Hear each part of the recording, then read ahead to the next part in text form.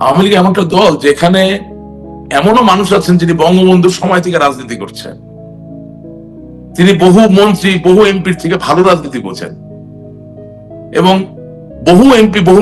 মন্ত্রী থেকে তার ত্যাগ বেশি।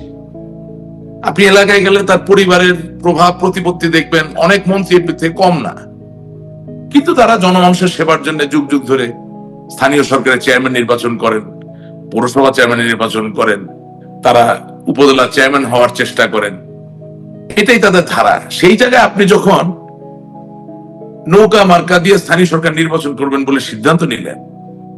তখন তো কেউ একজন পাবে আরেকজন পাবে না, একটা পরিস্থিতি তৈরি হলো। এবং বাংলাদেশের স্থানীয় সরকার নির্বাচন গুলো কিন্তু মহল্লায় মহল্লায়, পাড়ায় পাড়ায়, পরিবারে পরিবারে,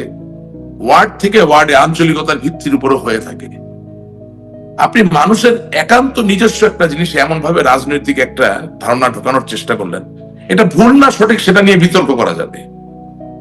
কিন্তু আপনি কোন রাজনৈতিক প্রস্তুতি ছাড়া, মানুষকে উজ্জীবিত না করে, মানুষকে মোটিভেট না করে, মানুষকে ওই জায়গার ওরিয়েন্টেশন না এনে আপনি হঠাৎ করে যে সিদ্ধান্ত দিয়ে দিলেন, তাতে যেটা হয়েছে